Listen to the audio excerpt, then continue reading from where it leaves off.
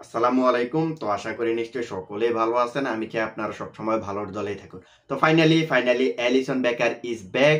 Ellison বেকার আবারও লিভারপুলের স্কোয়াডে ফিরেছে ইনজুরি থেকে ব্যাক করে ফার্স্ট 11-এ ফিরেই আউটস্ট্যান্ডিং একটা পারফরমেন্স দিয়েছে, যেখানে আমরা দেখেছি যে গতকাল রাতে জিরোনার বিপক্ষে 1-0 গোলে লিভারপুল জয় পেয়েছে। ওই ম্যাচটাতে আউটস্ট্যান্ডিং পারফরমেন্স দিয়েছেন। এখন আমরা আজকের এই ভিডিওতে এলিসনকে নিয়ে কথা বলবো, তার জাতীয় দলে এখনো গুরুত্ব রয়েছে কিনা সেই বিষয়টা নিয়ে কথা বলবো। তার আগে আমরা এই ম্যাচটা সম্পর্কে একটু কথা বলে নিই ভাই।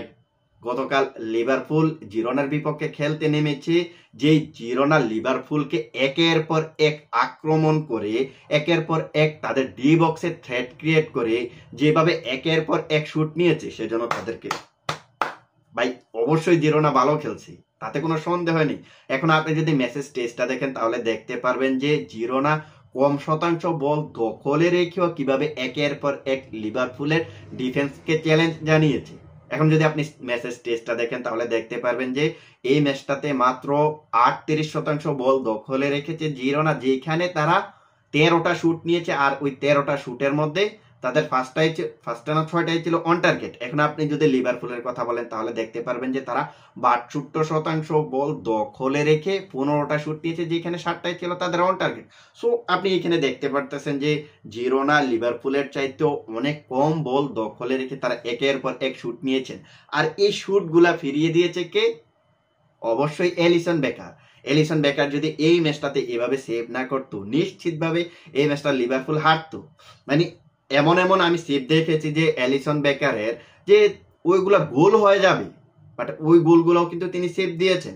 অনেক সময় মনে হচ্ছে গোল লাইন ক্লিয়ারেন্সও করতেছেন, এমন ধরনের সিচুয়েশনও কিন্তু প্রায় মোটামুটি চলে এসেছিল।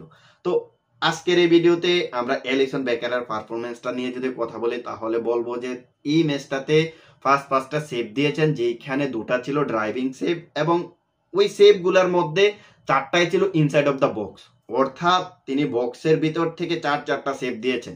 দেখুন গতকালকে রিয়াল মাদ্রিদের ম্যাচটা দেখার জন্য আমি প্রিপারেশন নিচ্ছিলাম, বাট যখন দেখলাম লিভারপুলের ম্যাচটা চলতেছে, তখন আমি যখন ম্যাচটা চালু করলাম ওই মোমেন্টে দেখলাম যে ভাই জিরোনা একের পর এক অ্যাটাক করতেছে লিভারপুলের ডিফেন্স লাইনে, মানে একের পর এক শুট নিতেছে আর এলিসন বেকার ওই শুটগুলা ফিরাইতেছে।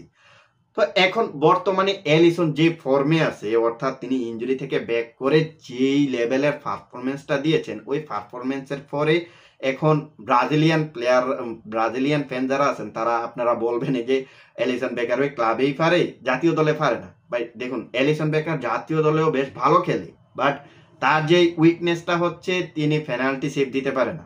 ব্রাজিল যখনই ওই পেনাল্টি শুট আউটে, কোনো টুর্নামেন্টে পেনাল্টি শুট আউটের ফেস করে, ওই মোমেন্টে তার নার্ভাসনেস থাকে, তিনি নার্ভাসটা কাটাইয়ে উঠতে পারেন না।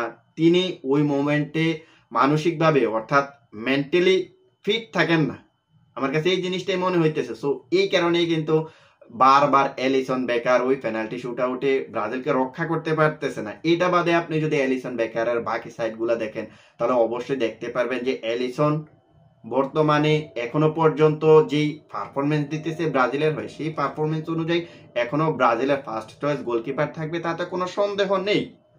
এ ব্যাপারে আপনাদের মতামত হতে বা ভিন্ন হতে পারে। এখন আমরা যদি দুই দলের গোলকিপারের মাঝে কম্পেয়ার করি তাহলে দেখতে পারবেন যে ওপোনেন্টের যে গোলকিপার রয়েছে পাওলো গঞ্জানিকা, সে হচ্ছে একজন আর্জেন্টাইন এবং এলিসন হচ্ছে একজন ব্রাজিলিয়ান গোলকিপার। সো এই দুটা গোলকিপারই কিন্তু গত ম্যাচটাতে বেশ ভালো করেছেন। এখন দুটা প্লেয়ারের আপনি যদি বয়সটা হিসেব করেন তাহলে দেখতে পারবেন যে সেম 32 বছর বয়স। আর এখন আপনি যদি দুটা প্লেয়ারের সেভ গুলা দেখেন তাহলে দেখতে পারবেন যে এলিসন 5টা সেভ দিয়েছে, গঞ্জানিকা দিয়েছে 6টা সেভ। এখন আপনি যদি দুটা প্লেয়ারের ড্রাইভিং সেভ হিসেব করেন তাহলে দেখতে পারবেন যে গঞ্জানিকাও 2টা ড্রাইভিং সেভ দিয়েছে, অপরদিকে এলিসনও 2টা ড্রাইভিং সেভ দিয়েছে। বাট এইখানে আপনাকে যে জিনিসটা দেখতে হবে সেটা হচ্ছে গোল প্রিভেন্ট, অর্থাৎ এমন কিছু শুট রয়েছে যে শুট থেকে গোল হওয়ার সম্ভাবনা বেশি, ওই শুটগুলোর মাঝে কে কয়টা ফিরিয়েছেন। এখন যদি দুটা গোলকিপারের মাঝে গোল প্রিভেন্টটা হিসেব করেন তাহলে দেখতে পারবেন যে এইখানে এলিসনের গোল প্রিভেন্ট হচ্ছে 0.68 এবং গঞ্জানিকার গোল প্রিভেন্ট হচ্ছে 0.54।